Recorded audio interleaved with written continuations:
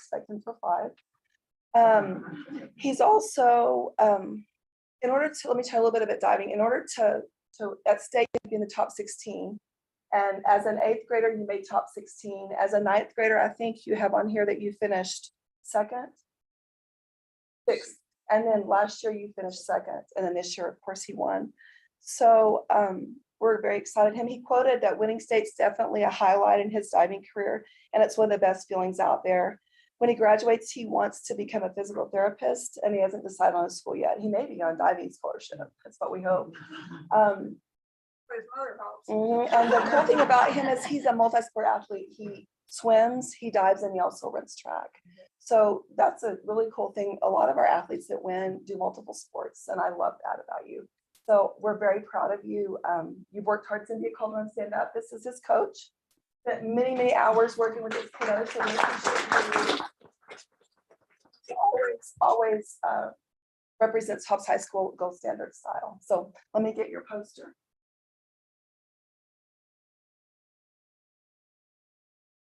And Miss Jenny created that for you. Isn't that cool? So congratulations. And I can't wait to see you. Hopefully you'll be back here in track and we'll get some state championship medals there. And then as a senior, yep. Shake everybody's hand. Let's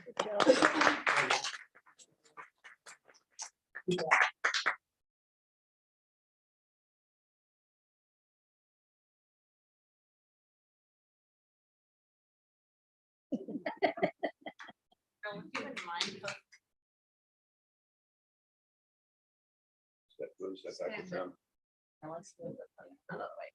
Wait a second. Just for a hot minute. I'll let you get your shot and then I'll get mine.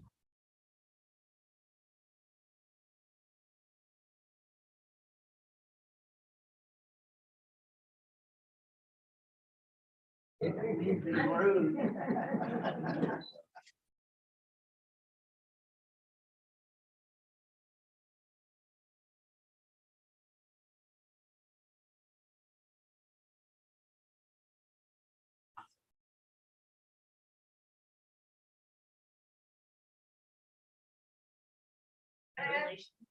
I be in the picture? For my scrapbook? Yeah. And they're right next to him. Because I have a wall of. Yeah, I'm gonna send it. There we go. Gotcha on lock.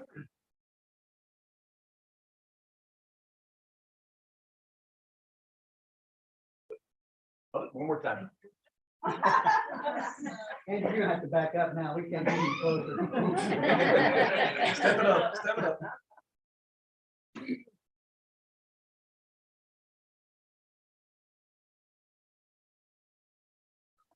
Congratulations, Gabriel.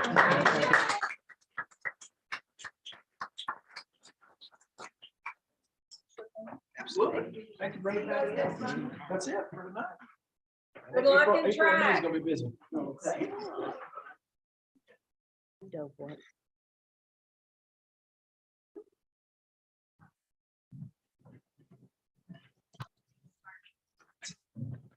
Put things back where you found them.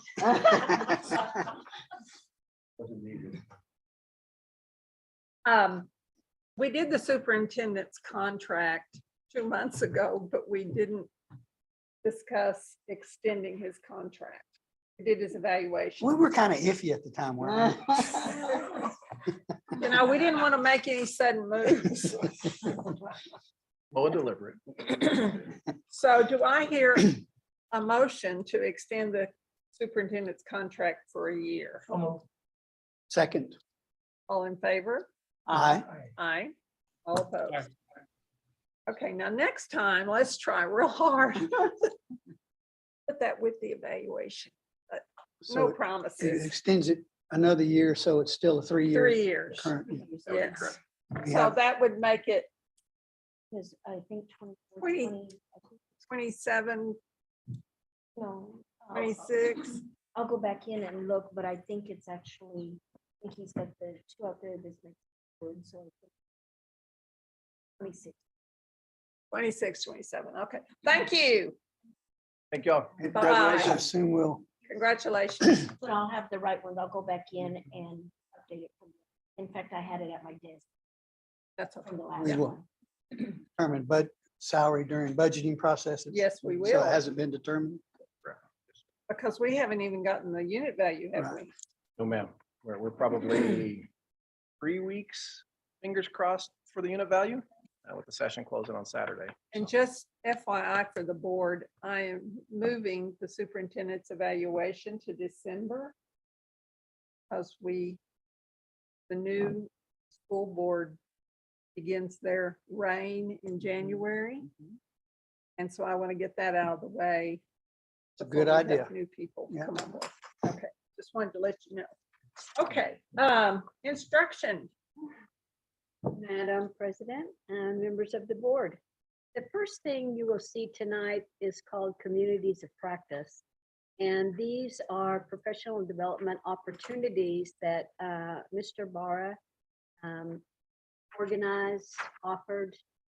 He's here for the very tough questions, so don't let him get by. For 6 through 12 teachers. And these are not mandatory in any way. And you can see there were 4 offerings. They turned in an application and they participated. If you look at the second page of that, you'll see that each one had 5 modules, and then they do a capstone project presentation. And it takes them throughout the school year. They meet with colleagues who also participated to work on their projects and to learn together. And our staff are the trainers. If you look at the ones there, those who applied and were could agree to such a commitment. This was after hours, 4 to 6.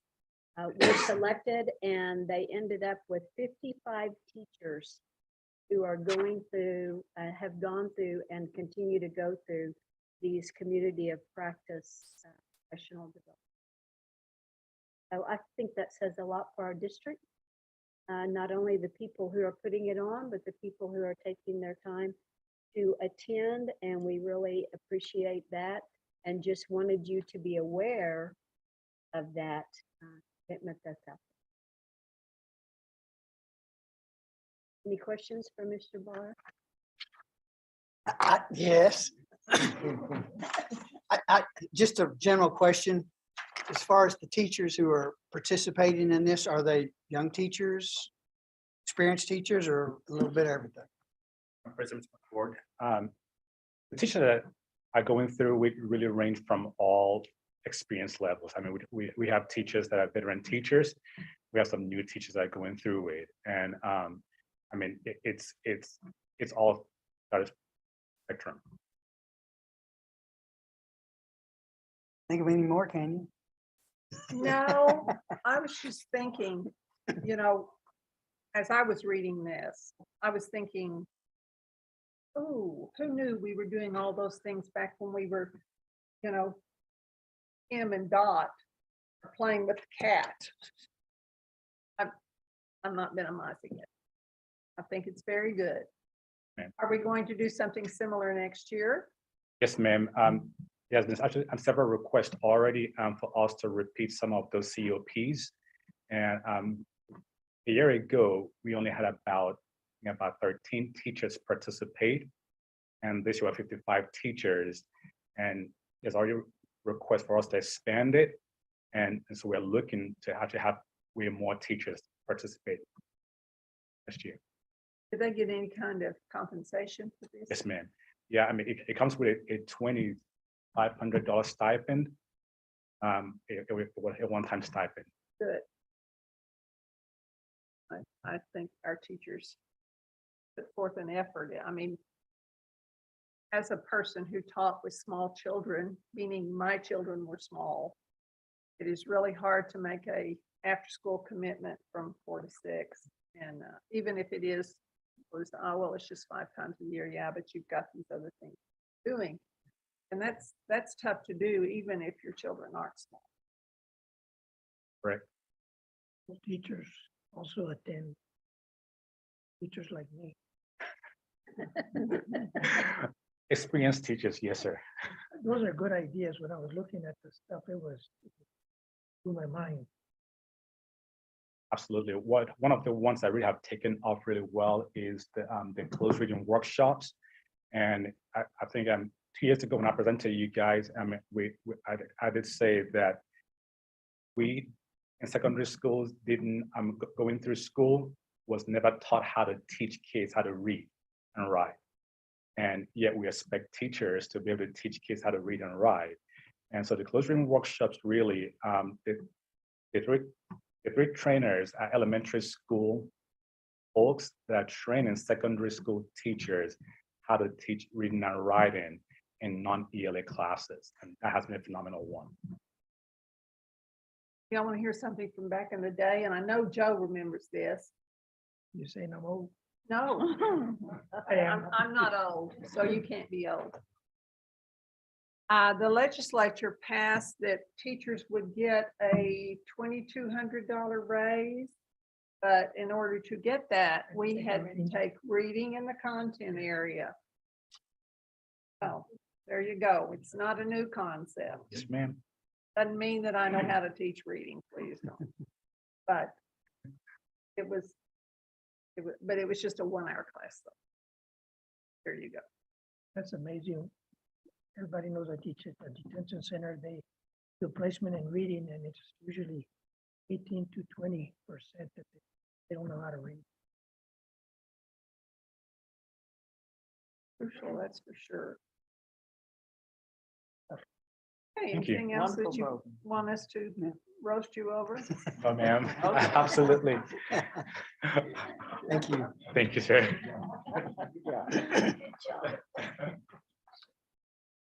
All right, Madam President, members of the board, the next one is consideration of approval of the bilingual application. And Mrs. Rozier is here. You have 2 pages to look at. The first one, you're going to see the numbers from dual language and from transition with a total of $399. And the second one, you'll just see the breakdown of programs by building. Not numbers, but just programs. The bilingual application itself is quite lengthy, but we're giving you the short version here for your approval. I didn't. Can you see it? I didn't see the second one, breakdown I'm of the sorry, school. the second one did not pop up. I'm Okay. sorry. Oh, okay. Have a copy. Bush. You have it in paper copy? Backside of there. Madam President, members of the board, the bilingual application is quite lengthy, but I do have to give kudos to the Public Education Department this year for renewal. Literally, it took about 15 minutes this year. We did not have to go through all of the lengthy application. As long as we were continuing our program, we were compliance, we just had to submit renewal. So it was much appreciated on their part. I'll stand for any questions. Yeah. Good. Madam President, members, what you can see there are the, as Ms. Cooper said, the individual campuses and then the types of programs that those campuses have, whether it's transitional, whether it's dual language.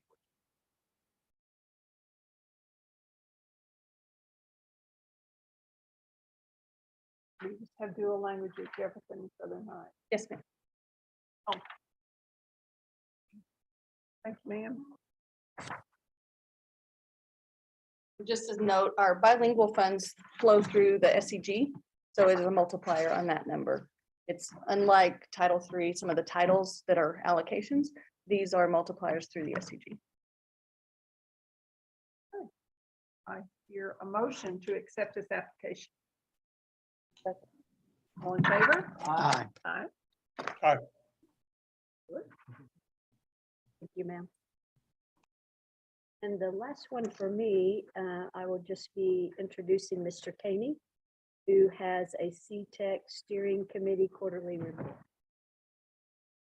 Madam President, members of the board, feel like I was just here doing this, all right? But as you know, every quarter we'll present kind of the progress and the update. What that looks like for us is we have a meeting, either a day or two ahead. Today it was the day ahead with the steering committee, all right, which is the capital partners and the member of EDC, and we update them on our progress as well. So we had that meeting, and just a review. So expectations of a quarterly report, what I'll talk to you guys about is where are we for enrollment? What does staffing look like? What does budget look like? Kind of data from our students. In other words, are we succeeding or are we not succeeding? And specifically, what's the work-based learning impact that we're having in the community? Those will be the 5 main things we'll talk about today. Instructor data. So great news. We have 0 vacancies right now. Okay. We do have our HVAC teacher, which was the person we were trying to find last time. The one class that we're looking to find an instructor for is an architect teacher.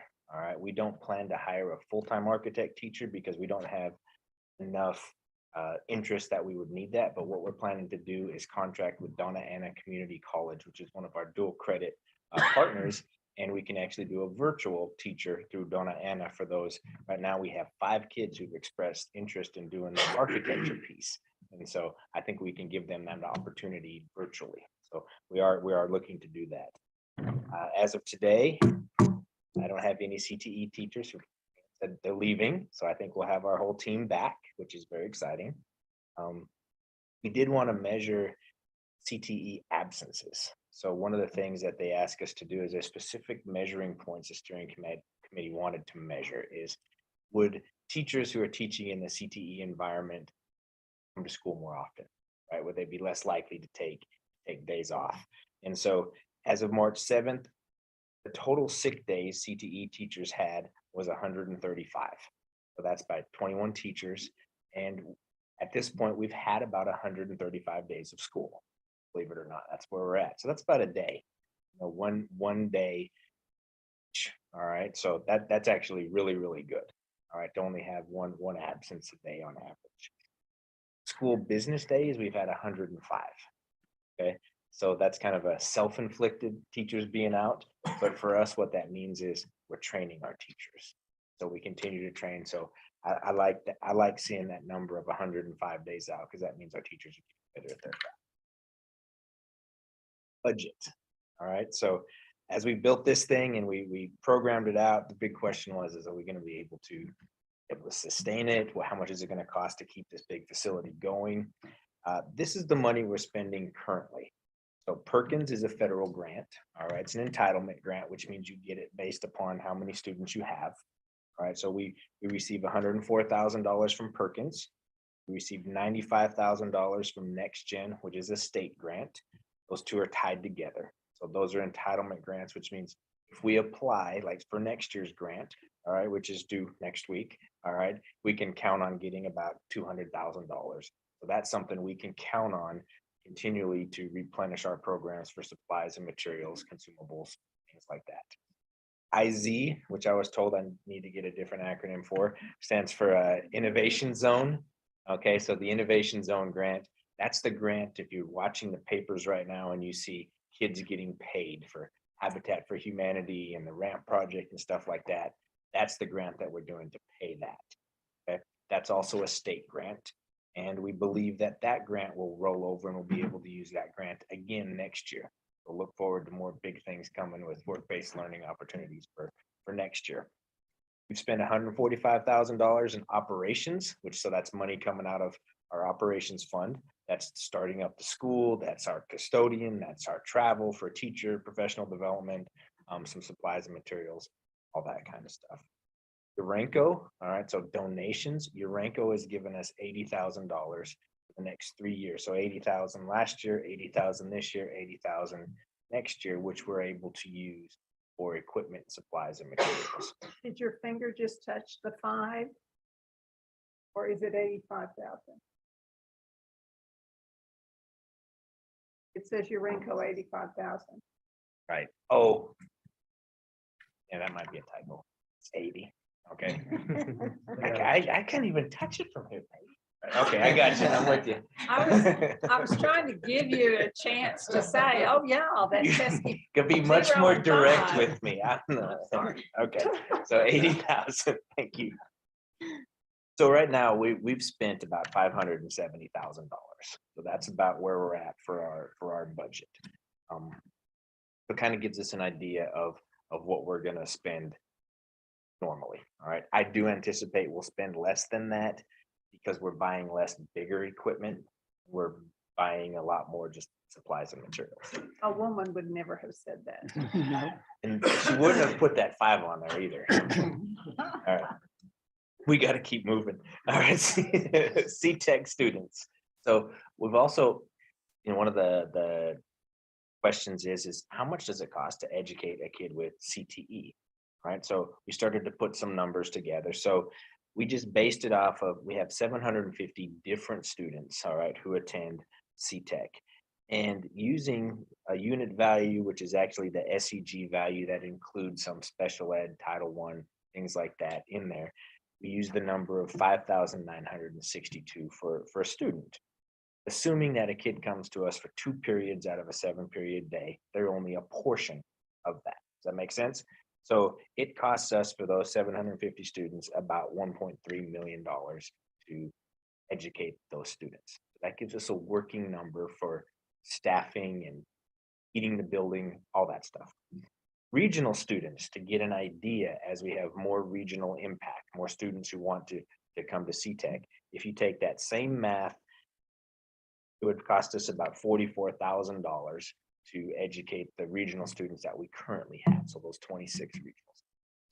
Okay, we're currently not charging anybody for those for right now, but that would be the impact. Okay, homeschool students right now, minimal right now, we only have 3 students who were having come and attend some of our C-Tech classes, would be about $5,000. Those are numbers to continue to keep monitoring as we continue to be that regional school and we measure the impact of what they're doing financially. Any questions on that slide? A lot of numbers there. Do you have any seniors in there? Because I was wondering what skills can they gain? And it's probably more than what I think of a child who, this was their only shot at attending. We do have a lot of seniors this year. All right. We allowed seniors to register first. All right. We wanted to give, our motto was 1 year of C-Tech was better than 0 years. So a kid who went through 1 year of automotive class, still better than going through 0 years of automotive class. So there will be an impact and you'll see that in enrollment. We're losing seniors. I need a carpenter. All I'm saying. Okay. So this one is not a direct money one, but I did want, so the solar array, there you go. Thank you, Terry. The solar array. So as you're aware, we have the solar panels on top of C-Tech right now, and they're generating electricity every day. So we can actually monitor that. But I kind of wanted to, that's just a snapshot of that one moment in time. And you can see down in the bottom, reimbursement is as of May 7th, that thing should have generated almost $11,000. All right, so you're feeding back into your electrical power bill right there. So it does continue to make money. All right, if you want to look more into that at some time, I can show you that. That's actually pretty cool. All right, seeing how it generates, seeing what it looks like on a cloudy day versus what it looks like on a sunny day and all those things. Okay. The next one is probably what Hobbs News Sun sees a lot of and what our community sees a lot of, which has been a really positive thing, and that's our kids in their work-based learning. All right, so when you see those posts about our kids doing Habitat for Humanity, the RAMP project, we have right now as we speak, we have Sissy's House of Hope, all right, over at C-Tech, and our teachers and some kids are doing cooking lessons for some women over at C-Tech at the House of Hope right now at C-Tech, which is a really cool thing. We're able to pay kids to do some of those things outside the Sherry's school. House of Hope. Sherry's House of Hope. Yeah, I'm thinking Sissy's Food Kitchen. Got you. Okay. But that's what you're seeing a lot of as far as the work-based learning. When we started, we thought work-based learning would simply be kind of formal internships and apprenticeships. But we were shooting for. We're still shooting to have some of those. What we're doing in the meantime is these small work-based learning opportunities, which are not nearly as formal. our goal is by 24 and 25 to have very formal internships where the student is placed at Urenco. And they go to that, they learn every day out at Urenco in an internship type of opportunity, maybe in HVAC, maybe in construction. Okay? As of that writing, we didn't have any that were formal, but right before spring break, we actually have one working for you guys right now, interning at the Hobbs News Sun. All right, and we have one who is working with our current IT department. So we now have 2 formal internships that are taking place right now. So we're getting our feet wet in the internship piece. Looking at overall, 89 students as of March 7th had the opportunity to participate in some kind of work-based learning type of opportunity. That's over 10% of our students. So our kids are getting that exposure in the community, and I think it's been good for the community. Enrollment. So today at Hobbs High School and CTEC students were doing what's called arena scheduling, which means they're picking their classes and they're putting their classes in order. So by the end of this week, we'll know how many students are going to be going to CTEC for next year. Preliminary numbers tell us we're looking, I think, over 1,200 students will be over there. So I think we're going to have a really good turnout. Okay.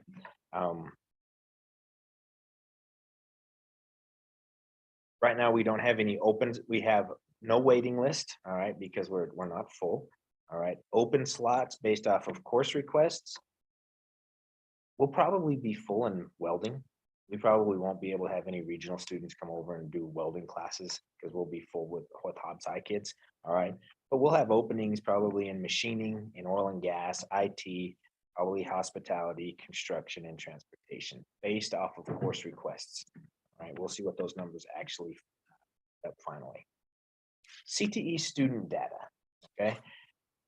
We wanted to measure behavior. The kids who went to CTEC, were they behaving better, right? Because they had more relevant classes and so forth. So that's our total offenses through this school year. Mr. Cantu pulled this data for us so we could look at just what kind of discipline was happening on the CTEC campus. All right. Oh, that's not discipline. That's attendance. So did pull that data too. All right. So attendance data, if you look, CTEC students are attending at a 92% rate and regular Hobbs High School students are attending at a 91% rate. So pretty minimal, the impact there. Remember, we share those students. Okay. The offenses though, the discipline data, all right, is very telling. All right, that number right there, if you add up all of those offenses that have happened from August to March, I can tell you as a middle school assistant principal, I did that much discipline in a week. All right, so the discipline that's happening at CTEC is very, very small. And not a lot of discipline is. Unless you read this wrong, I was reading 102 other offenses, 103 multiple tardies, 104 excessive absences. That's the code. I That's know. the discipline code. And then I looked a little closer and, oh, okay. No, that's very minimal discipline. All right. We have our guesses for why that might be. I think it's the relevant education. All right. And the other thing is we don't have passing periods. Our students leave, right? Kids get in trouble during passing periods, right? So I think those two combinations of things have really been to our benefit. Next slide, the student data. From August to March, we've had 116 students who changed programs. I put a little asterisk on that number. When we started the school year right at the very beginning, we had some students who were placed in some CTEC classes that hadn't signed up for it. So in August, we shuffled some kids around to put them in places where they really wanted to be. So that was a lot of our movement, okay? After that though, we have had some students just left, all right? So 88 of our students have left CTEC either withdrawing, like leaving the district entirely, or being removed from the program. Some of our seniors who were credit deficient, we had to move them over to the alternative school, or they weren't succeeding in those 2 classes, so they went over to the other route. So we have had some students leave. exciting part is next year. So that whole 2 columns to the right, that represents the students who will be taking level 2 classes next year. So these are the kids who are finishing this first year, and then next year they'll take those classes. So that automotive 2 class, diesel class, oil and all those classes will be offered for the very first time next year. So we already know that that group of students is going to be numbers that we didn't have last year that will just add on to our numbers, if that makes sense. Okay, so those numbers are pretty good. All right. Bring it back to your comment about seniors. Seniors didn't get a chance to take level 2, right? So next year, I think those numbers will be even bigger because you'll have sophomores rolling over. Questions? Questions on your architecture class? Yes, sir. Is there a way they can incorporate computer-aided drafting into that class? I believe that's actually a part of the drafting class that they do. Yes, there's a big need for that in this community. And they used to teach it out at the junior college and they don't anymore, so. Well, we don't do the CAD right now with our intro classes. All right, they do blueprinting, right? To be able to read the blueprints and so forth. But the architecture class, I'm pretty sure that that's part of the syllabus at Donna Ana for that intro to architecture. Good. Well, Zeke, if you keep having so many kids interested in welding, is that one class or just? So we actually added a welding teacher to start the year because so we have 3 welding teachers right now. Okay, we may be out of space welding wise in our current facility. Here's the good news that I would say about regional students.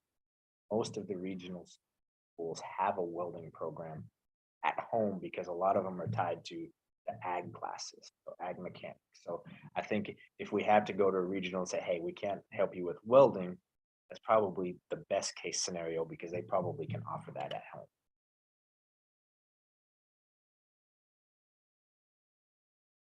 I just need a carpenter. I wrote that down. Peggy needs carpenter. Or a mechanic. No, you. I need the carpenter. Thank you, Zeke. Thank you, yes. Hey, Hey. human resources. If you'll ask me Oh. after the meeting, I'll tell you the call. All right. Thank you. You're on. All right, Madam President, members of the board. Just for informational purposes, we were talking about in the contract that'll extend through school year 25-26. Okay. Good to know. So the reports for this month, certified employment, we were able to hire 2 teachers this month.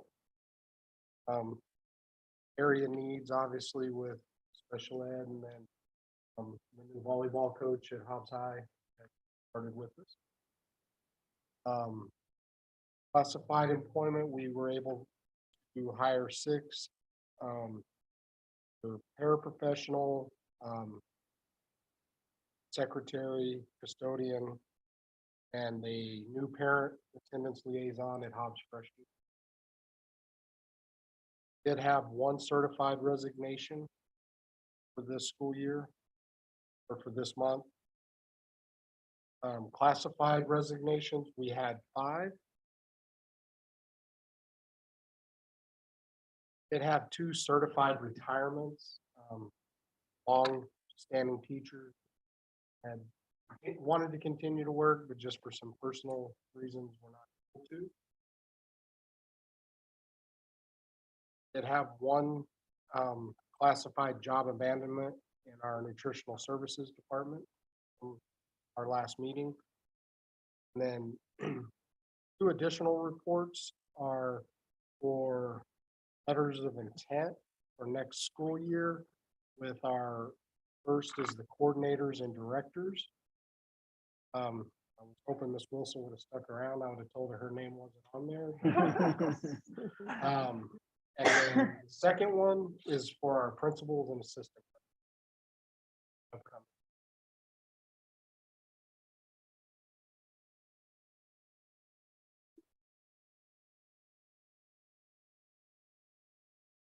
Thank you.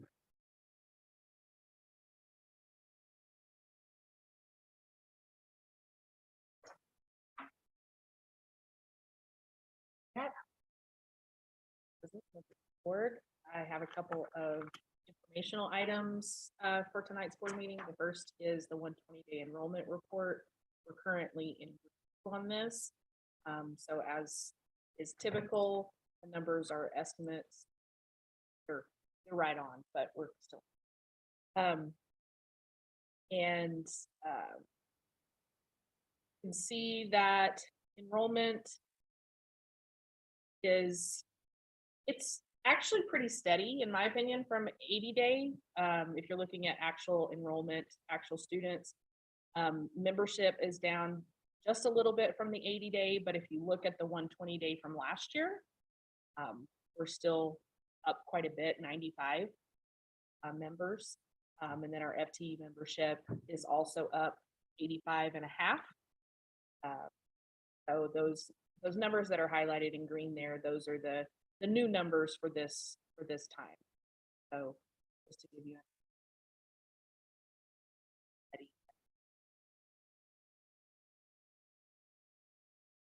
question. Does PED have to approve these numbers? Is that okay? And then the superintendent has to sign off. Budget for budget purposes. Which is why it takes so long. Got to get all our ducks in a row and make sure everybody's on the same page. So, and the next informational report is attendance for 120-day as well. I've left the 40 and 80 on there for your comparison purposes, but you can see the percent of students who are chronically absent at each of the schools according to the 120-day. I also included an additional column there to show you the difference in percentage between the 40-day and the 120-day. So you can see, as I've said before, these numbers rarely go down because they're accumulated over the course of a year. And so they can't lose absences. They can only add absences or stay the same. And so it's really difficult to bring those percentages down. But in comparison to last year, and especially the year before, it's quite a bit more normal, I will say. Not where we want it to be, but definitely more in a normal. And for any questions on that? No?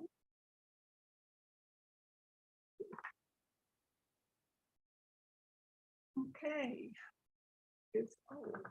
There he is. Operation.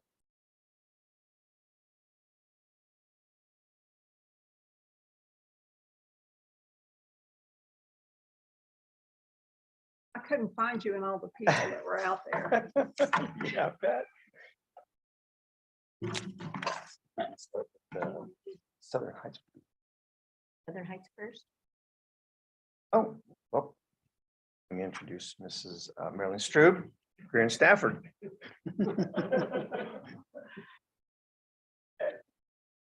Madam President, board members, superintendent, very nice to be back to give you an update on the Hobbs Middle School project. And we have a PowerPoint. Bring it up. So we met with the FACT committee today and talked to them about it. So we're giving you a little bit of a briefer introduction report of what we did with the FACT committee today, but we are moving right along on the educational specification. Next slide. Not moving. Oh, there we are. So we're going to have just a quick, this is phase 2, the education specification. What we met with you last time was the enrollment study review. So it's going to just review a couple of slides real quick. Next slide.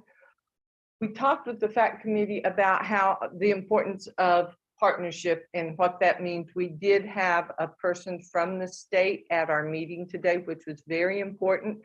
So we emphasized the importance of that partnership with the state, with the local community, and with the school district. Well, we always want to keep that first and foremost to make sure that the state understands the importance of this project. Next.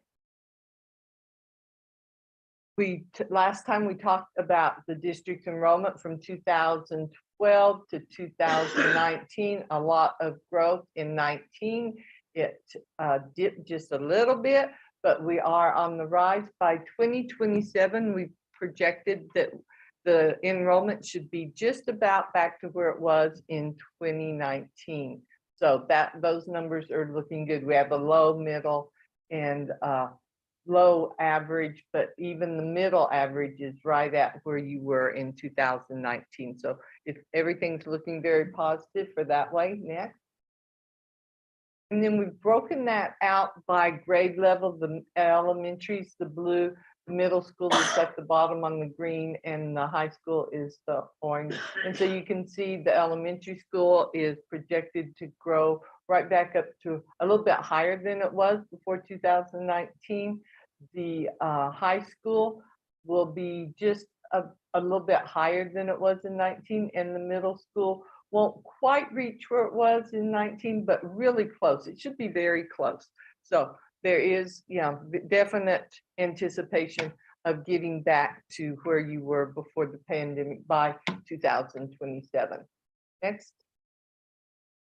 We looked at where the growth is, and you'll see the 3 stars on the right-hand side of the slide. That's Houston, Highland, and Heiser.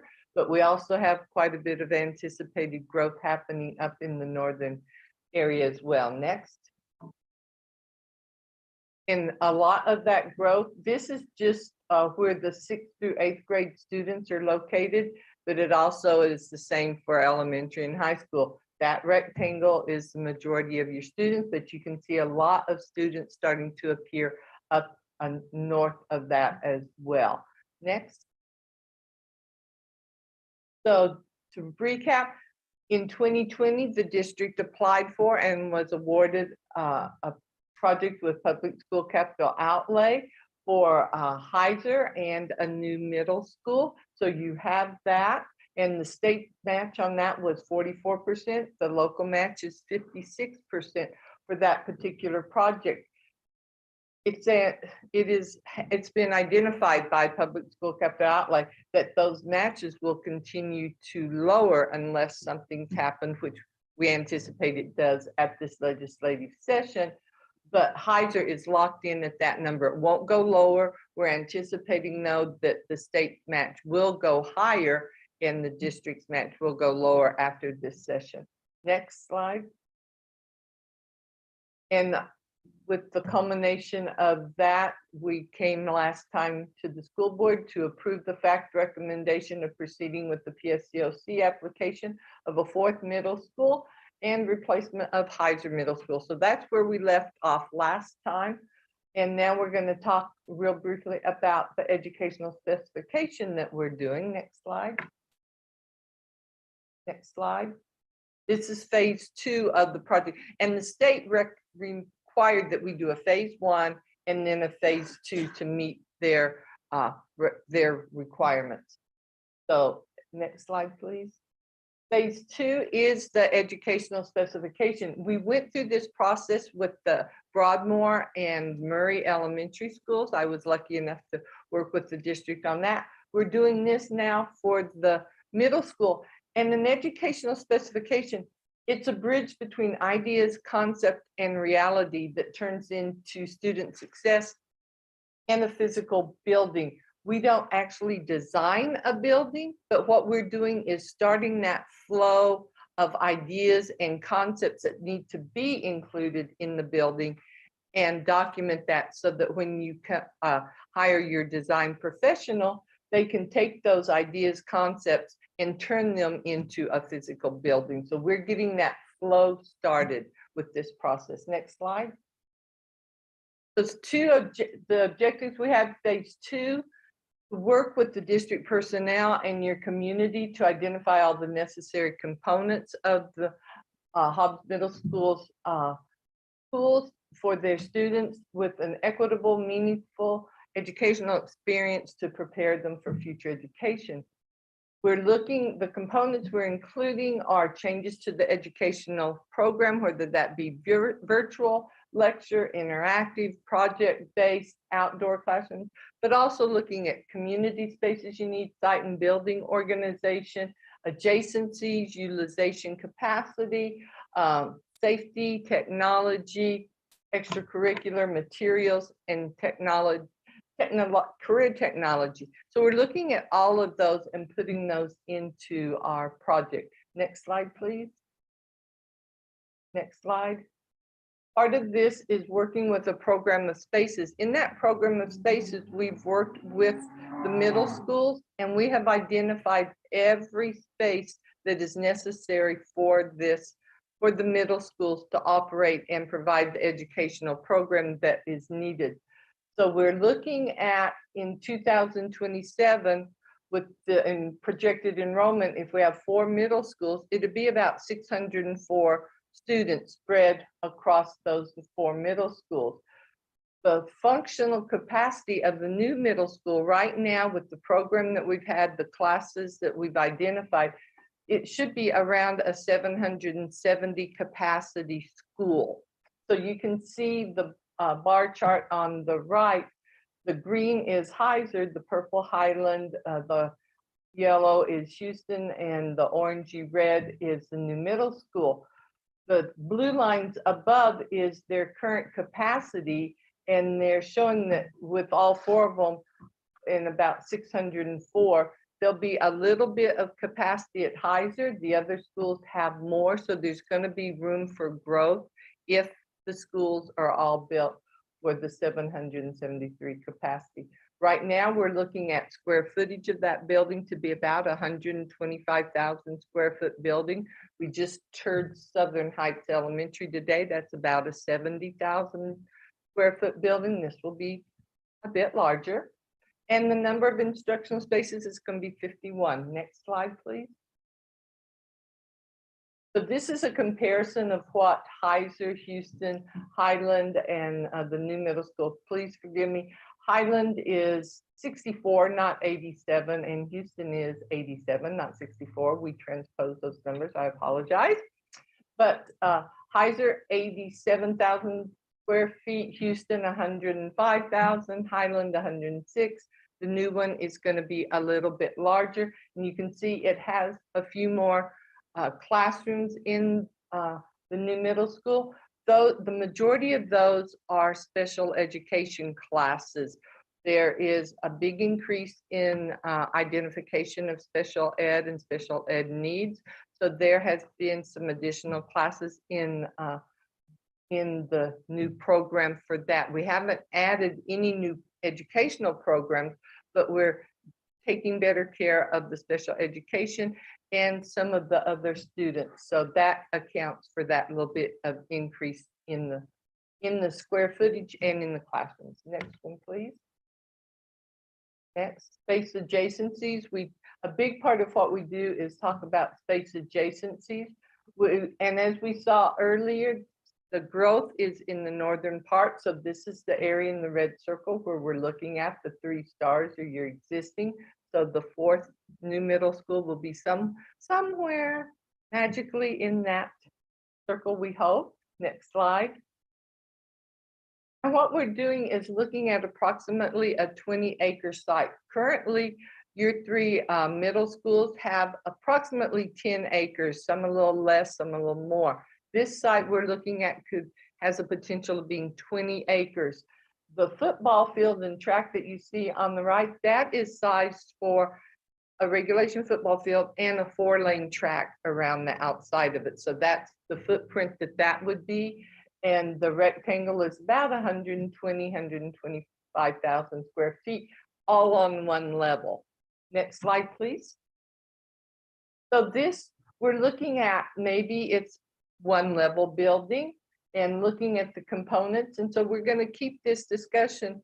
What is the relationship between the staff parking lot in the building, the visitor parking lot, student drop off, the bus drop off, the football field, the entry on the site?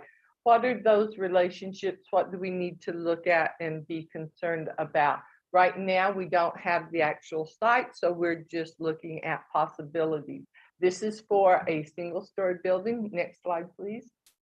But we're also looking at what would it be like if maybe the football field was on the other side, what are some of the relationships? And this is a 2-story building. So right now, we're still looking 1-story, 2-story. Yeah, how's that gonna work? What's it look like on the site? Next slide, please.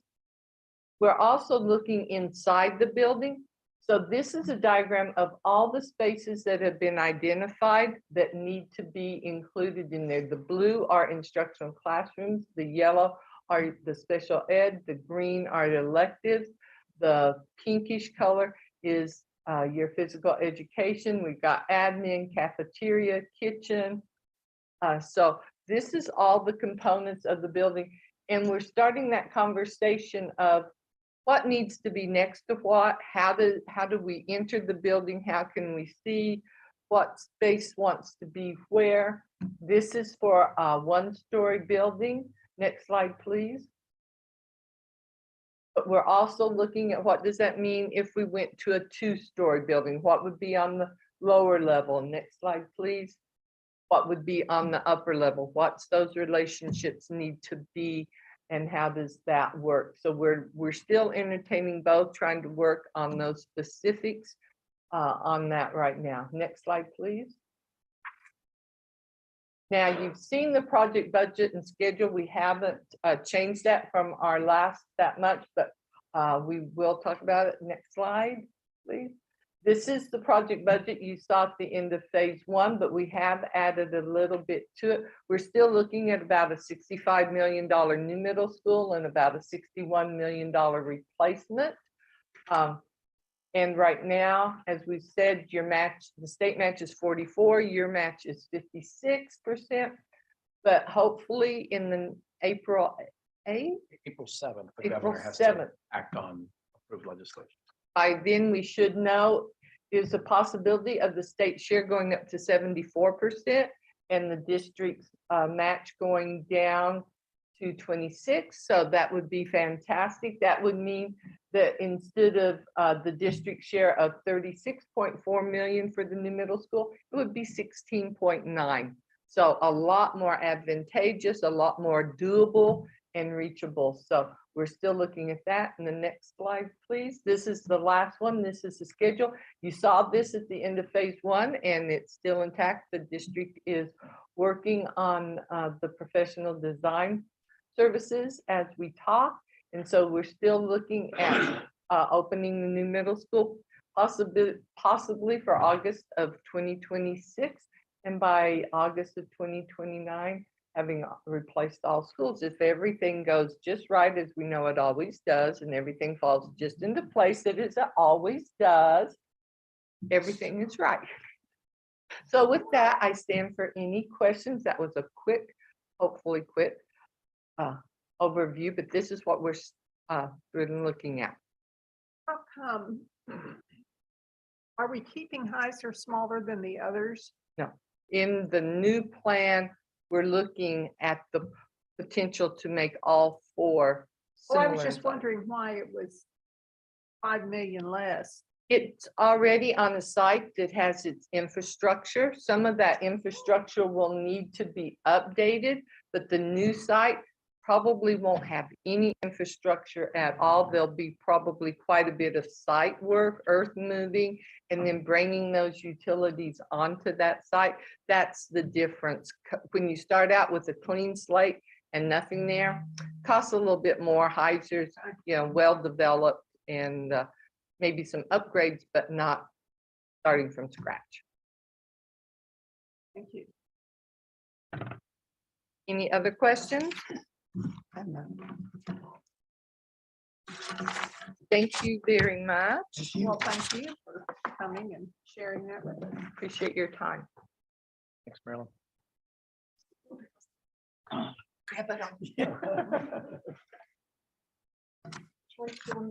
The Southern Heights, the slideshow would be great. Madam President, members of the board. Oh, we turned it around. Everybody tilt their head. My iPad, I was trying to turn it today to look at it and it would flip too. One thing I do want to say is when we get this right and start going through it is that I want to just recognize the people that are working on this building, Bradbury Stam, Luke Jaramillo, our senior project manager and superintendent, Patrick Lujan, superintendent from Bradbury Stam, and then Sarah Valco is our regional manager from PSFA, and they do a great job of keeping things moving and making sure things are being done the way they're supposed to, and you can just roll right through those, it'd be fine. As you can see, there's quite a bit of work, and it's been interesting to watch this go up because it's going up so quickly now. All the structural steel's up. A lot of the areas, I say C, B, and then A, starting on the north side and then ending with A to the bottom left. Basically, the work is chasing itself out of the building. So when you go to it and you see it, you'll see section A pretty much closed off and done. I'm sorry, C. And then B, that's section C right there. You can just keep on going. It's fine. And throughout the rest of the building, you'll see that overhead roughing going in. There's from right there at that one, top right is going to be section C. And then we see our gym is the bottom of the picture, and then B next to it, and then A is to that yellow part on that side over there. So you see this today, we went through there on that tour and it was pretty amazing. They've got the windows getting ready to put in and close up this side right here. All the veneers up on this side, and they'll be doing the stucco work. The roof's put on this bottom side that we're looking at right here. So it's moving along quite a bit. If you've not seen it, and Mr. Calderon asked me, when can I go by there and go look at it? Let me know. We'll just go by there and Pass by every day. we'll come on. Twice a day, sometimes. Yeah, yeah. So at any time, if at any point, if anybody wants to go by there and take a peek at it,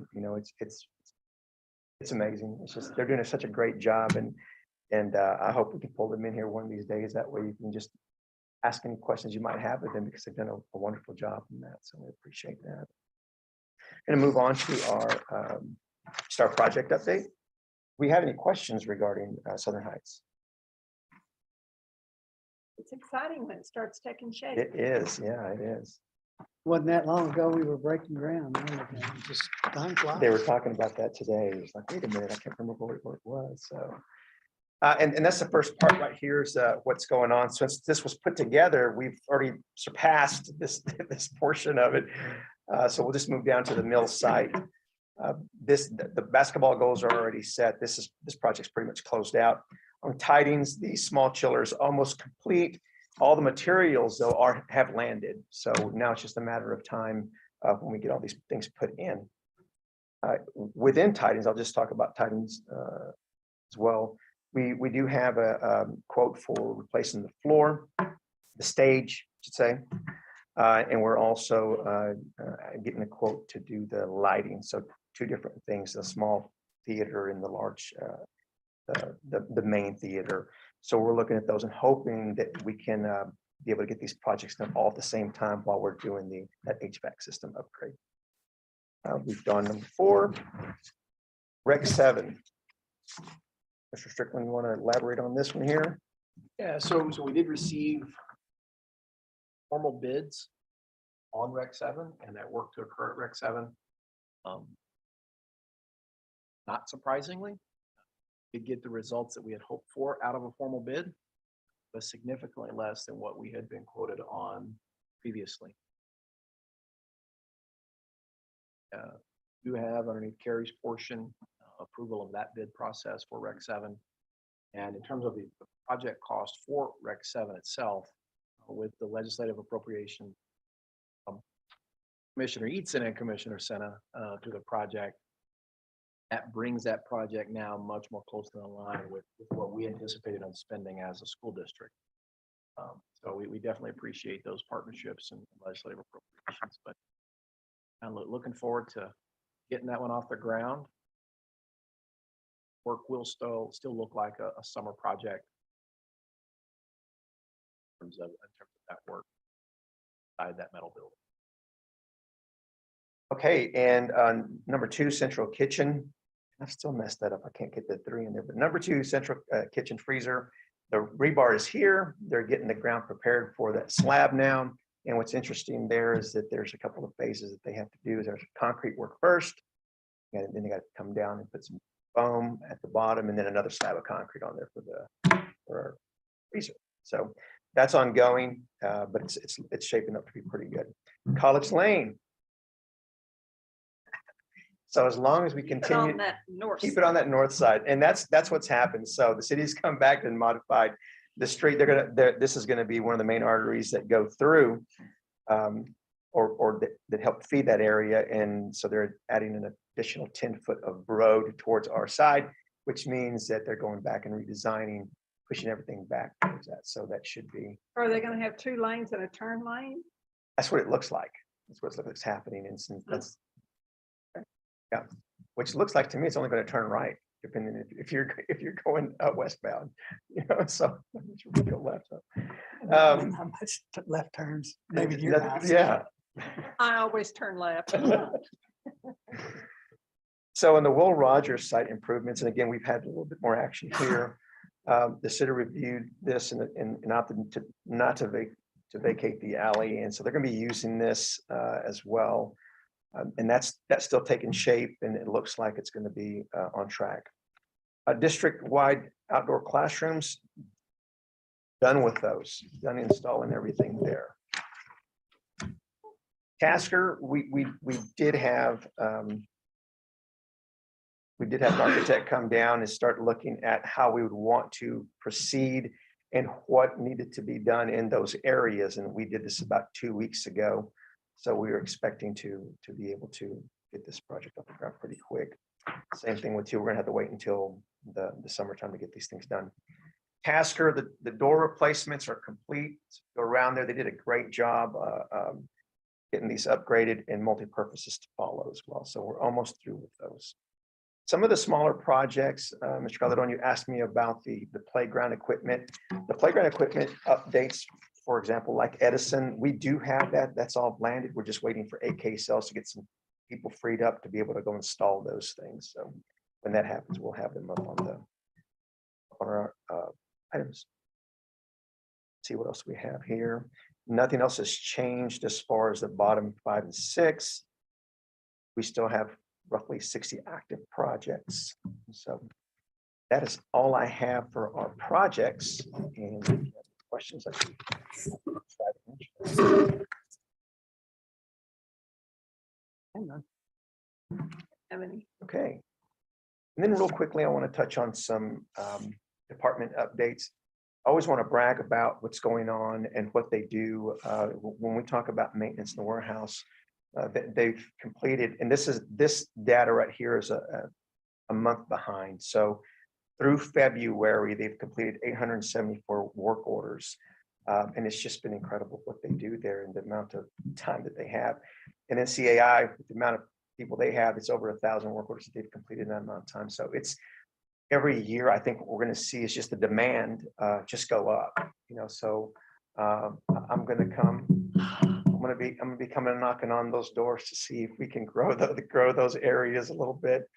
And let's see here with our SROs, one thing I do want to point out, it's the interaction that they're having with our students, the presence in the building.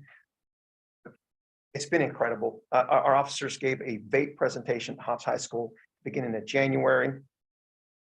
Right now, what's happening is Officer Ford is going through and has a schedule of getting our teachers trained in ALICE training. And I'm not sure if you've heard that term before, but Mr. Strickland and I were over at Broadmoor the other day and saw the interaction and when they can go to the building and do it in that small environment, in their environment, it's much more of an impact. So it's been great, and we do really appreciate what they do. Outside that, they've been pretty busy. They've had 161 calls for service and 63 reports taken, which, between them all, it takes some time to get those things done. So we appreciate that. On our campus drills, to date, and I'm going to say from the break that we had coming back from the second semester, we're down a little bit. We have a total of 28 campus drills and 10 live events. Campuses are, and I'm not making excuses for them, building principals are busy. And so, we give them those friendly reminders saying, make sure you're getting those drills done, make sure we're doing these things and stay on task. And But I do, I want to brag on them as well because they are covered up at the moment and doing all they can to keep that ship afloat. And so whatever we can do to support them, we're going to do that. So and that's all I have right now. Questions, I'd be happy to answer. Any questions? Nope. No. Well, thank you very much. You sir. bet. Thank you for your time. Business? Madam President, members of the board, for your consideration, we have expenditures, the investment, the bid that Mr. Strickland referred to earlier, and 3 bars. And we've had these materials for a while, since Friday. And we've had a chance to go over them, and I'm hoping if you had any questions, you contacted the appropriate person. Did you want to say anything about the bid before we? We did receive 2 bids, as you can see there in your packet, into those bids, and WWRC was the successful bidder on that project. We're looking forward to get started with them and getting that project scheduled. What are they out of? Are they in Hobbs? They're not out of Hobbs, no. Cruces.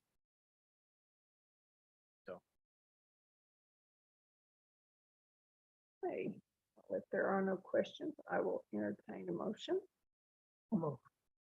Second. All in favor? Aye. Opposed?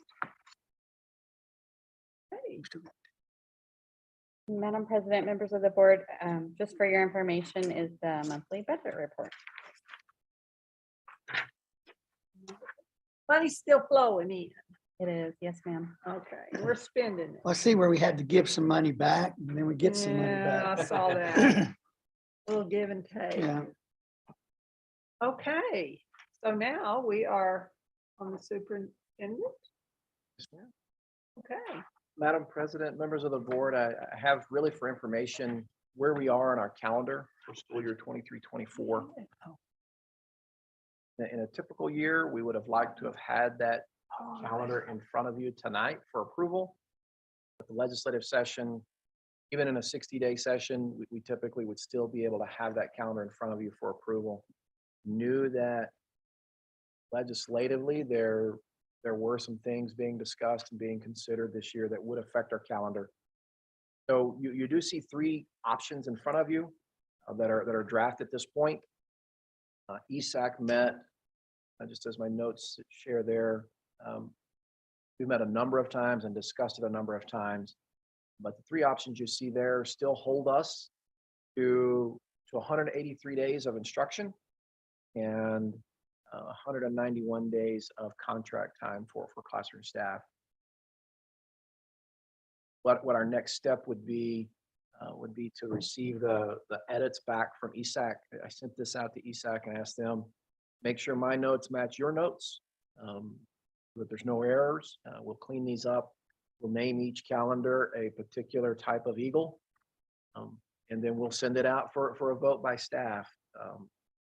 What happened is as the end of this week, those ESAC recommendations are coming in. One wrinkle that we did discover at the end of the session, after these were really worked on by ESAC, was November the 7th. So November the 7th, if you look at all 3 calendars, is a very typical, very good day for school. Also a very good day for a general election.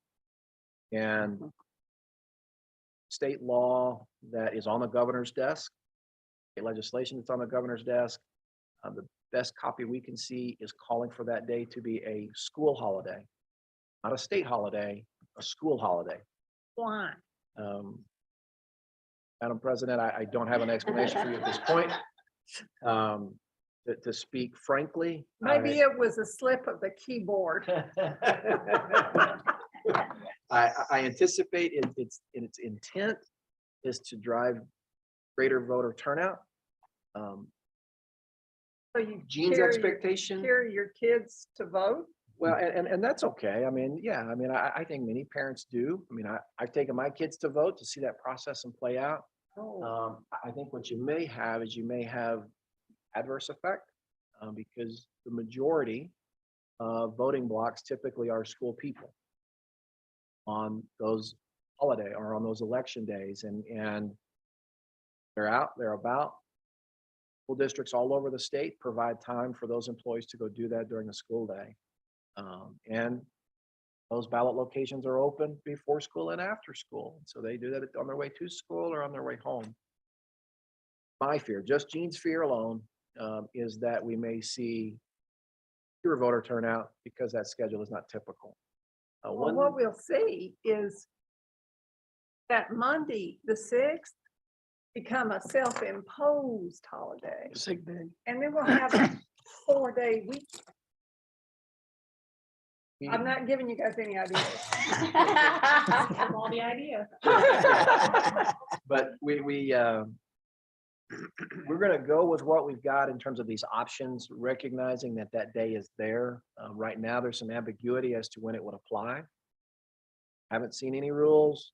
It may apply to school year 24-25. It may actually be layered onto this school year. And if that's the case, then whatever calendar we get to, by the time that rule is issued, we will have a tweak in some form or fashion in order to make that happen. If that day is available to be a professional learning day, some of the comments that I'm receiving back from ESAC would be take that November 2nd day and shift that to November the 7th. And that would be very doable.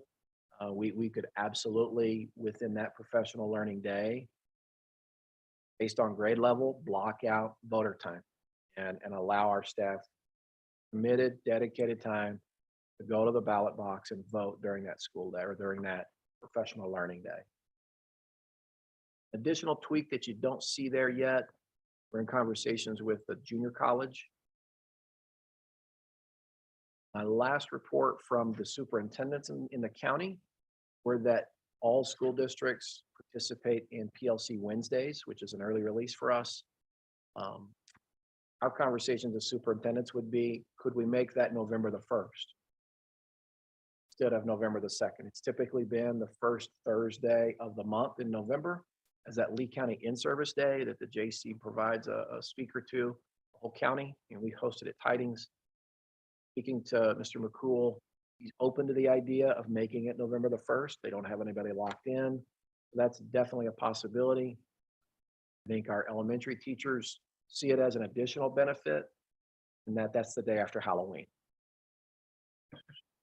So there's that in terms of a silver lining there. But in terms of calendars, with what legislation brought about on the session in terms of hours, instructional hours, as well as professional development being part of instructional hours, does not appear at this time that we're going to have to add any minutes to any calendar in order to satisfy the 1140.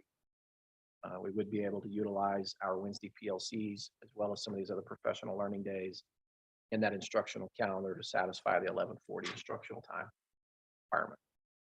That's not the case across the state. You have many school districts that have 174 instructional days or 178 instructional days. And so some of them are having to add significant time to the calendar in order to meet that what we believe to be the new statutory requirement. Ultimately, we'll know more on April the 7th. Governor has until April the 7th to act upon legislation on her desk. Once that occurs, will be a whole lot clearer. But in April, we do intend to bring forward to you an approved calendar for year 23. It's We're ultimately, taking odds on which one it'll be. no ma'am. It's interesting, they built 2 weeks in for Christmas. You gotta keep looking. Yep. Not always. So that one interesting thing this year or for next year will be, I think just an adjustment from this year. Spring break would be this week that we're in now. So we're moving spring break back a week as it's historically been. Works well that it's at the end of the third 9 weeks. Next year, Easter is almost as early as it can be. So we'll have spring break, any of these options. We would have them 4 days returning, and then we'd have Good Friday because of that holiday on that Friday and Easter being on the 31st of March. So other than that, still has a end of year by May the 24th in all options. it provides that opportunity for our staff to continue to work on their craft with intentional, dedicated time. All our own. I wanted you to see those and know that those calendars are working and options that we do have and are amenable to what our intention is of being better. And we've believed, and we've said that for 2 years now, that in order for us to be better academically, we have to be better instructionally. In order to do that, we need to provide intentional time for staff to get better. I don't see basketball teams right now in the middle of March Madness just jumping off the bus and going to play. They practice at getting better, and they look at ways to be better. And so grateful for the staff that ESAC that have worked so hard on this. This is not always an easy process, but they dove right into it in February and said, look, here's our have-tos. These are the have-tos that we've got to work on. And it really shook out into 2 discussions. And that's why you see a black and a gold schedule. And we got together in March and said, okay, here's those 2 schedules. Here's where each one's short. This one's short this many instructional days. This one's short this many professional development days. They began to plug those things in and work through really quickly. So other than the wrinkle on Saturday, we're in a good spot. See how that one shakes out.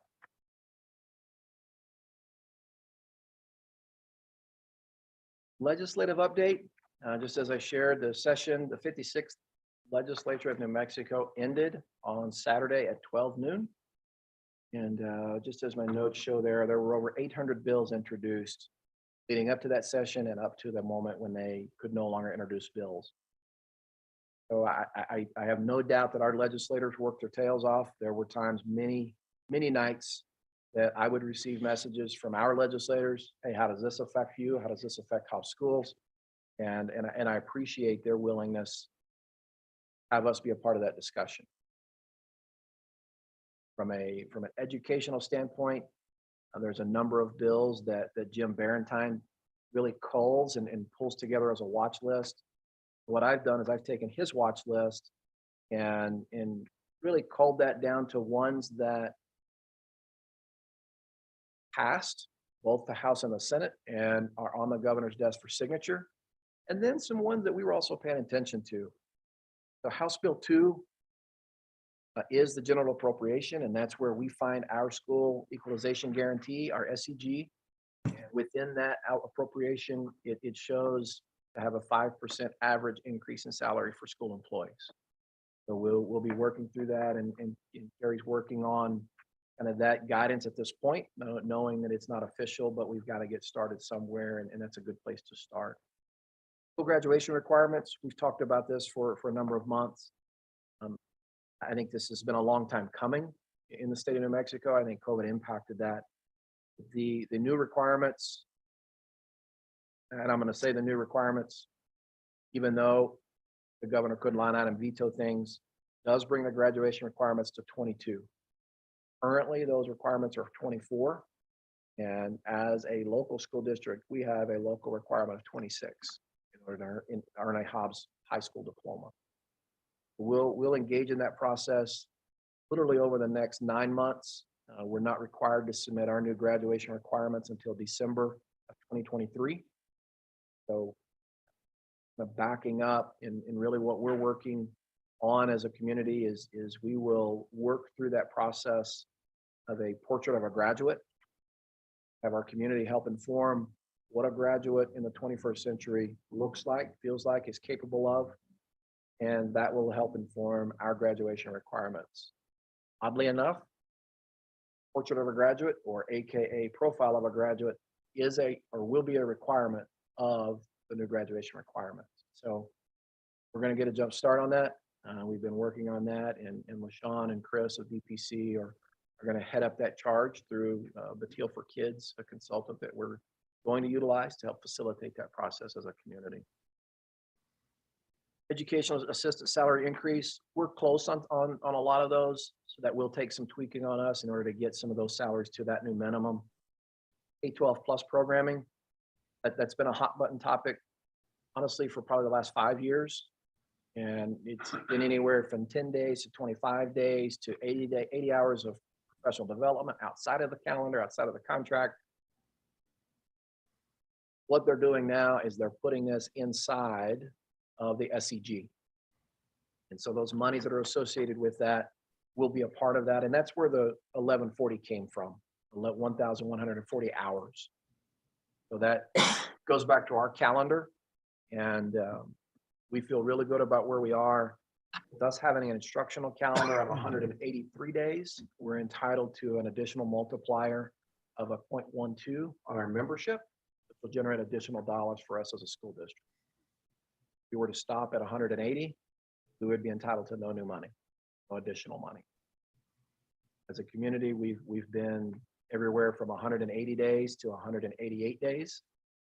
And 183, ESAC felt that that's a good spot to be. It does allow us the instructional time to get done what we need to get done. So we'll see where that number will shake out in terms of that first page there on the watch list. Increase the school at-risk index. We have seen those numbers, and there's 3 different proposals or 3 different options in terms of what ends up getting signed as it works into our budget. Instructional materials procurement code, that one will be interesting because right now, if you use or purchase instructional materials from a sole publisher, you have to post that on the Sunshine portal as a sole publisher. This provides an exemption to that. We'll see how that works out. I think one that we're all excited about, especially as a board, is House Bill 325. That's in red. It did not make it through. And I think for good reason and for good measure. There were a number of problems with that bill related to school boards and local governance and local autonomy that legislators said, no, that's not who we need to be. Well, you know, I can throw this out there. We don't exactly have people lining up at the door to become school board members.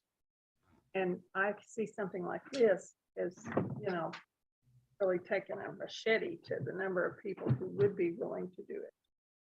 It definitely could have a negative impact on that. House Bill 481, aligned school reading materials. Reading materials that we just adopted in that most recent cycle, which was last year and have been in place this year and implemented this year, meet that requirement. We won't have to go out and purchase new instructional materials in order to be compliant with that state statute. School group insurance contributions. This bill on House Bill 533 has been all over the place. Originally, it started out as we wanted to fund 100% of school employees' insurance personal premiums. Then we wanted to do 80%. And so the way the bill reads right now is it's broken into 3 different tiers. And so employees that earn less than $50,000, the district will be responsible for 80% of their premium. Employees between 50 and 60,000, 70% of their premium, and any employee greater than 60,000, the district will be responsible for 60% of their premium. As I shared before, we're close on a lot of that. Our initial assessments are we're about 67% as a district in terms of the premiums that we already cover. So in terms of building a budget, moving forward into next year, there will be some tweaking there and there will be some impacts. We'll have to divide those individual work groups out to make sure that we hold them whole, make them whole on that requirement. It does allow for school districts to go above that number. And we've always had that provision to go above that number. And hopefully we can go above that number to be a little bit more competitive with some of our neighbors in terms of that benefit for our employees. Page 3 of those watch lists. Senate Bill 4, I think this is something that we should feel really, really proud about. This is a process that's literally spanned 3 school years. And Sonia Moore is not here, but she was a member of that task force, our director of nutritional services, to help identify ways in which the National School Lunch Program is not fully funded. Our employees that work within our food service department are not funded through our SEG. They are funded based upon, we're required to operate that organization or food service we're not required to, we're allowed to supplement it, but we have historically not supplemented that operation. We require that organization to function within the confines of their reimbursement model. And they've done that beautifully. However, with the increase in costs that we've experienced over the last 4 years and the state moving towards universal meals being available, we continued to say, look, we can do that on community eligibility provision, and we've done that for 3 years. However, we've only been able to hold and make them whole because of COVID dollars. We would not been able to continue doing that subsequent July of 2024 because those COVID dollars would not be available anymore. So this bill will absolutely layer on top of what the USDA funds their National School Lunch Program at, places state dollars on top of that to help us meet the gap. I do have some concerns about it because as more districts participate in community eligibility provision, that $30 million pot becomes smaller for those districts that compete. Shared that in committee, but it is a good first attempt at doing this better. So it won't change anything for our students. It won't change anything for our families, except that on the district side, we'll be able to hold nutritional services much more whole in terms of their operation. One that I'm disappointed a little bit in is Senate Bill 108, and we knew it was an uphill climb to begin with, but a career technical education program unit to be added into the budget formulation. We worked with Senator Brandt out of Rio Rancho a number of times and testified on behalf of this bill. It did get some legs. You can see it passed out of the Senate and was in House Ed.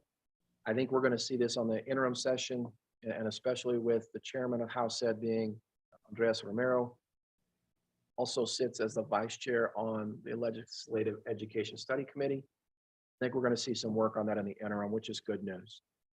We know, and Kaney shared a little bit about what the finances are relative to a career technical educational model. It's more expensive.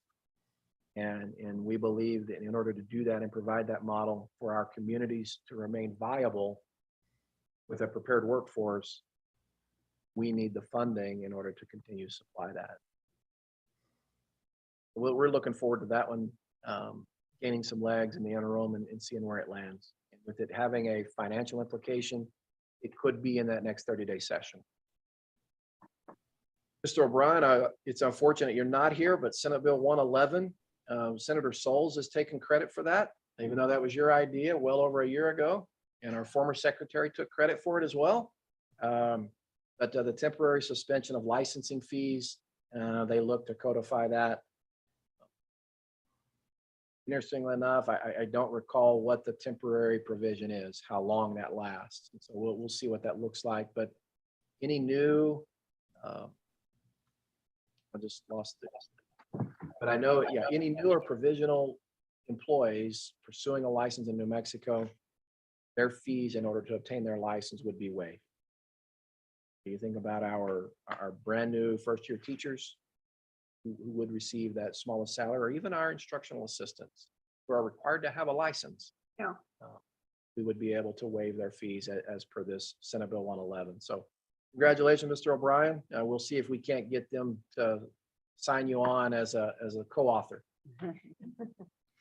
I'm just glad it got passed. It's a good thing. I think it'll help out a lot. It's some may think it's a minimal thing, but starting out teachers don't make a lot of money, and I think it'll help out a lot. Yes, sir. Agreed. Agreed. Next one is Senate Bill 131, public school funding changes, and Marilyn alluded to that. Currently, she shared with you our match with the public school capital outlay council is 46%, and my apologies, 56%, and the state's is 44%. I may have missed that by 2 percentage points. This law allows a 3-year hold or 5-year, 3-year hold on that match going down. So remember, our match was going to continue to go down on the state side and up on our side, all the way to a 92% Hobbs schools and an 8% state. Mimi Stewart, Senator Mimi Stewart, sponsor this bill to put a stopgap in that reduction, as well add 30 percentage points on the state side for large school districts. Did she sponsor the bill that created this problem? Yes, Mr. That's Eaton, what she I did. was thinking. She realized she made a mistake and corrected it. That's rare in Santa Fe. I know, Rare. to be commended. So and we do appreciate her stepping up and saying, look, let's put a stopgap and let's allow ourselves to study and see what participation we get out of districts. Because as that percentage has continued to drop, school districts no longer could participate. Conversation we had about just 2 middle schools, it would have been very difficult for us to participate at an 8% match. Almost impossible. We would have had to have pursued the local match waiver from the state, which means we were taxing our citizens greater than 10 million. So we appreciate the effort to step up and at least address it in the interim and for the time being. We're looking forward to how that progresses, especially through our middle school projects and any other projects that come into the queue in terms of that top 150. We put a pre-application out. With that, I don't know if that was any quicker than a full 60-day session in terms of an overview. But we believe that to encapsulate a lot of what we were paying attention to throughout the 60 days. Again, there's other things that are there that will have impact on us.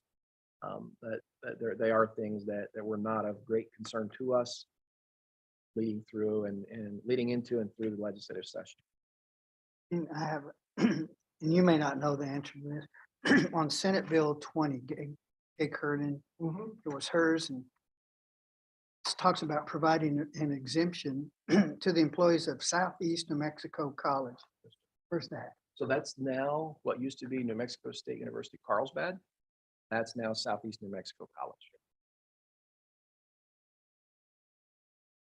Yes, sir. That's down. Okay. Any questions? All right, it is 7:40. And I need a motion to go into executive session. A second. Motion in the second, Mr. Calderon. Mr. O'Brien, Yes. Mr. Eidson. Yes. Ms. Jones. Yes. And I vote yes. Okay, David, thank you for coming. Mr. O'Brien, Yes, sir. we're gonna have our legal counsel on via Zoom. So if you want to disconnect from this Zoom, I will send you a Zoom link here shortly once we get into the conference room, once we get Heather on. So what do you mean you can get into your computer? Oh, gotcha. Okay, sounds good.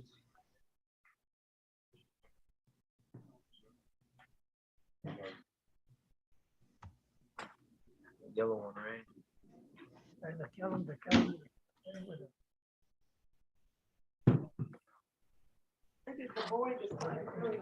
I'm tired, just got tired. The battery just ran down. Didn't drink enough coffee this morning. Oh. Does coffee get you through the whole day? if you're Some drinking- reason. No, listen, I've been drinking coffee. at night. My daughter got some coffee that they got down in Louisiana. It had chicory in it. Oh, yeah, sounds good. Oh my, hey, I'm gonna bring you. If you don't like it, don't hurt my feelings. But I like, is it good, strong coffee? I like good strong coffee. I'm going to bring this, yeah. And it's a friend of mine, I didn't think she was gonna like it. She saw me get it at the store. Oh, this is so good. I said, and that's hard to find. Yeah. So, You can get it here. my daughter gets it in Midland. Oh, And I okay. think she has to go to Market Street. Yeah. Or 8th. I don't know. I can leave it I with gotta go you. look at it. I've never seen it. Yeah, I'm gonna look at Appleton real quick and see if Bring some. that way I can copy that over to And it's mild. I'm on it. Additive. Don't drive on a flat I'll tire. bring for those. You able to get in the calendar and all I didn't even see it either. I didn't know it was just me. Gotta pull it. I agree. Thank you.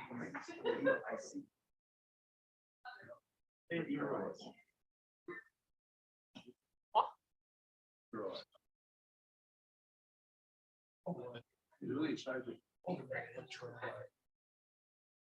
Years.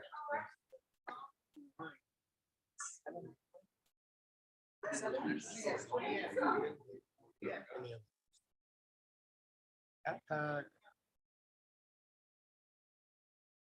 Oh.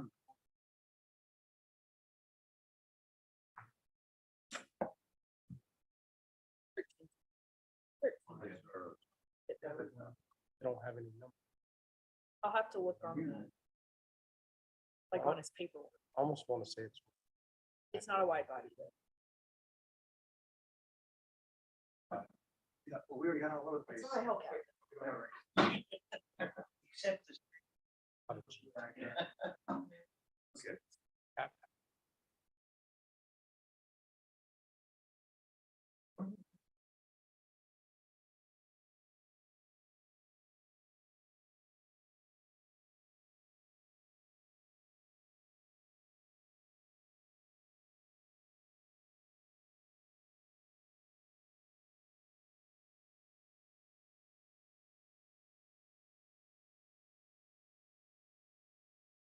Well, now do you add vehicle?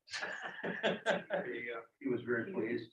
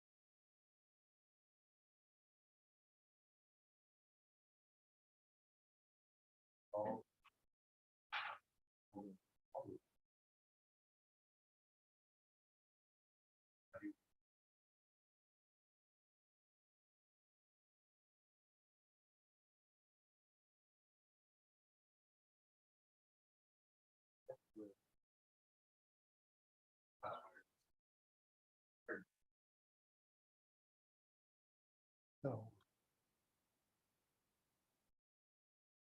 Yeah, think of the right one, get the right one. Yeah, that's right. All right, we'll see. Okay. David, Hey, I want, do you have that When I PowerPoint ordered on dinners, your machine? I didn't have to pick a Download a copy of it. like Oh, it yeah. showed me a bunch. Yeah, did that. He's been doing your flash drive. And I promise you it's clean. All right. Been in my pocket since I bought it 2 years ago.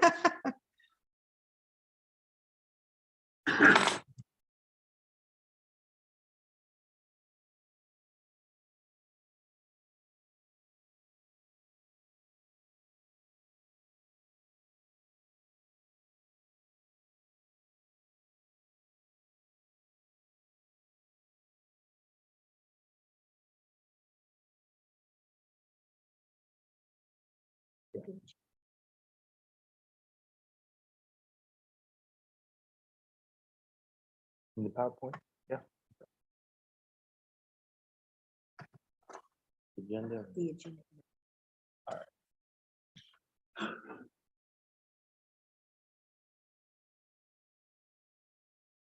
Just what we did for them.